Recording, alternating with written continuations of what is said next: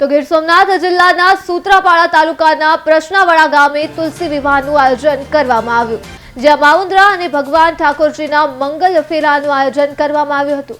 તો ત્યારબાદ ગામમાં શોભાયાત્રા કાઢવામાં આવી, જેમાં બહોળી સંખ્યામાં લોકો હાજર રહ્યા હતા અને ત્યારબાદ 10,000 જેટલા લોકોએ મહાપ્રસાદનો લાભ લીધો હતો।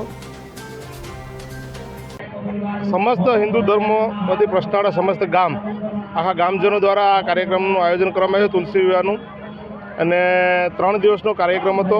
કાલે ઠાકોર ભગવાનની શોભાયાત્રા આખા ગામમાં ફરી હતી અને બધા હિન્દુ ધર્મને માનનારા બધા વ્યક્તિઓ શોભાયાત્રામાં મોટી સંખ્યામાં ઉપસ્થિત રહ્યા હતા।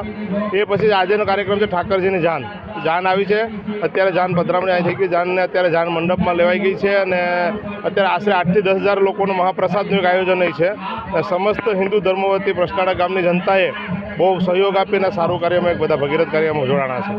અમારા ગામની અંદર ઘણા વર્ષોથી અમારા ઠાકોરજીને તુલસી વિવાહના દિવસે પરણાવવાની ઈચ્છા હતી અને સમસ્ત ગામના સહકારથી અને સંકલ્પથી આજના દિવસે આ દેવ દિવાળીના પવિત્ર દિવસે આજે અમે સમસ્ત ગામ આજુબાજુના પણ બધા ગામોમાં આમંત્રણ આપેલું છે અને વિશાળ સંખ્યામાં અત્યારે ઉપસ્થિત માણસો છે। વિધિ ચાલુ છે।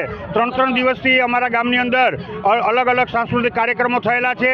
આજના અંતિમ દિવસે ભગવાન ઠાકોરજી અને મા વૃંદાના તુલસીજીના અત્યારે મંગળ વિવાહની વિધિ ચાલુ છે અને ઉત્સાહપૂર્વક શ્રદ્ધાપૂર્વક સમસ્ત ગામ અને આજુબાજુના પણ માણસો આ વિધિમાં ભાગ લઈ રહ્યા છે।